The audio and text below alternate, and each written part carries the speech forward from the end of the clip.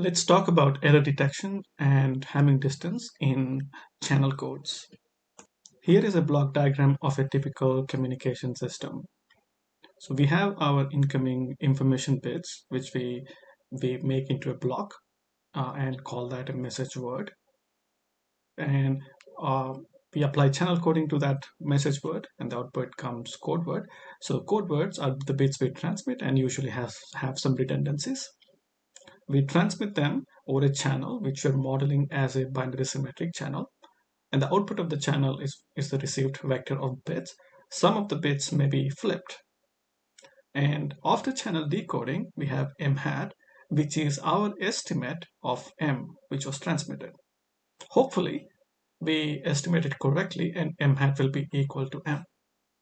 So in this context, then we can ask the question, what is error detection? Error detection means answering the question, is C equal to C hat? So C is the input sequence of bits into the channel. C hat is the output of the channel. And error detection basically means, can we say is C is equal to C hat or not? So correct error detection means when C is actually equal to C hat, our answer to the question is C equal to C hat should be yes. And if C is not equal to C hat, our answer should be no. So that means when our answer reflects what actually happened, then we say that we have correctly detected the error. So let's discuss the idea behind error detection. Let's say the length of our message words is k. So since message is basically information bits, these bits can be anything. So that means if they're of length k, then we have a total of 2 to the k possible message words. 2 to the k because each bit in the message word can be either 0 and 1. That means it's a binary bit. And because it's length k, the total possible message words are 2 to the k. There is a one-to-one mapping between the message words and the code words. That means if there are 2 to the k possible message words, that means there are 2 to the k n length code words. And typically n is greater than k, and that is how we are adding redundancy. So the total possible n length binary number is 2 to the n. In general, 2 to the n is a much bigger number than 2 to the k when n is greater than k.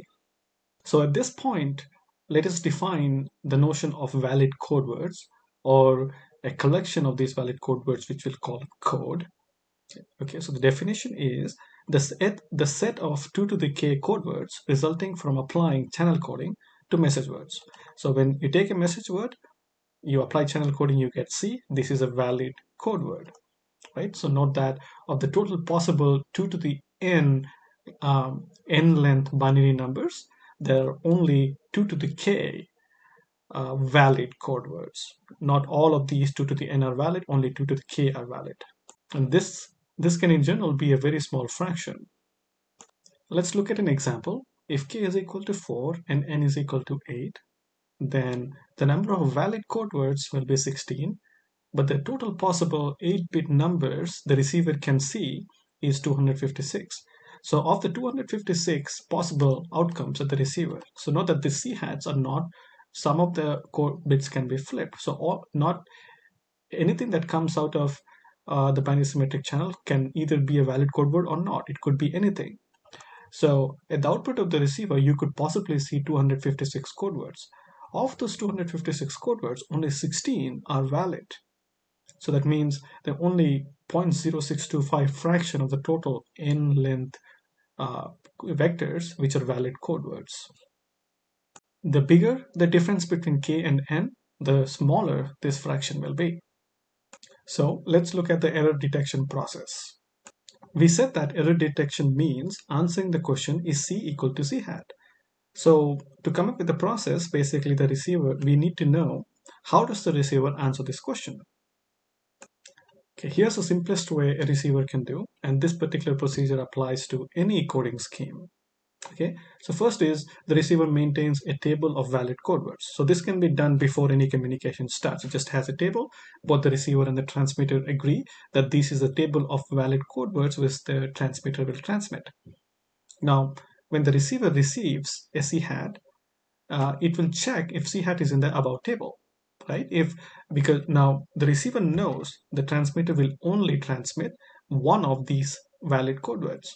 If C hat is not among them, then there must have been an error. So this is what the receiver is doing.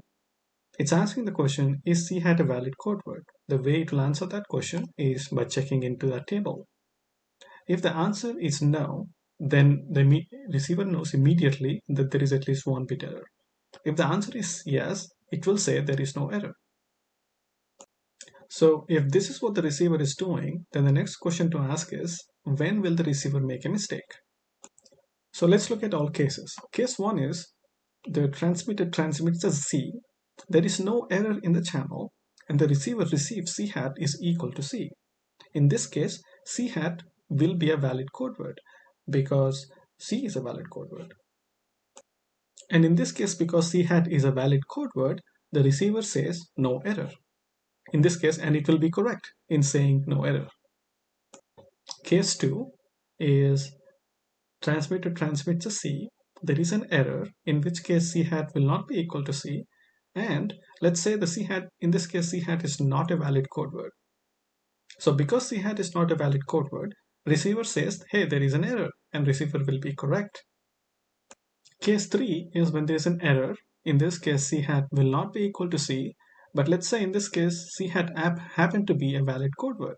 So that means it's not C, but it just turned into some other code word, other valid code word. So now, since C hat is a valid code word, receiver says no error. But because there was an error, receiver will be wrong. So in the first two cases, we will say the receiver correctly detected the error. And in the third case, we will say the receiver did not detect the error. So now let's get fancy and say all this in a very systematic way in the form of a theorem. In order to do that, we will first define some notions. The first notion is Hamming distance between two code vectors. Let's say C1 hat and C2 hat are any two code vectors. Then note that these need not necessarily be any valid code words. These are just two vectors. Then the Hamming distance between these two vectors will be number of places where C1 hat and C2 hat differ. And we will use the notation HD for Hamming distance, not just H. Let's take a simple example. Here I have two code vectors, and I want to calculate the Hamming distance between C1 hat and C2 hat. C1 hat and C2 hat differ only in these two places, and they are same everywhere else, so that Hamming distance will be 2. We will use the letter capital C to denote a code. That means it is a collection of all valid code words. The length of these code words will be small n, and the number of these code words will be 2 to the k. So now we will define something called Hamming distance of a code. So the Hamming distance of a code is the minimum Hamming distance between any two valid code words. Also written as the Hamming distance of the code C will be the minimum of Hamming distance of CI/CJ, where CI and CJ are any two code words such that CI is not equal to CJ. So here is a theorem lifted directly from the MIT opencourseware document I shared with you. Right. A code with a minimum Hamming distance of D can detect any error pattern of D minus 1 or fewer errors. Moreover, there is at least one error pattern with D errors such that cannot be detected reliably. What the first statement is saying is if there are D minus 1 or fewer errors, the receiver will never be wrong when it is trying to detect errors. And we saw previously that this is what the receiver is doing. It's asking if C hat is a valid code word. If it is a valid code word, it says no error. If it is not a valid code word, it says there is an error. And if this is what the receiver is doing, we saw that in the first two cases, the receiver will never make a mistake. And the only case where it can make a mistake is in the third case. So what this theorem now is saying is that if the number of errors is capital D minus 1, where D is the Hamming distance of the code, then we'll always be in these two first cases, in the first two cases. So let's write down this argument here. If the number of errors is less than capital D, which is what the statement says here, D minus 1 or fewer errors. So if the number of errors is less than capital D, either C hat is equal to C, or C hat not equal to C and C hat is not a valid code word. This is the case when the number of errors is 0, and this is the case when the number of errors is positive. Note that when C hat is not equal to C, C hat will not be a valid code word because it needs at least capital D number of flips to go from one code word to another code word. So if the number of flips is less than capital D, then there is no way C hat can actually be another valid code word. So in the first case, because C hat is a valid code word, receiver says there's no error, it will be correct. In the second case, C hat is not a valid code word, receiver says there is an error, it will be correct.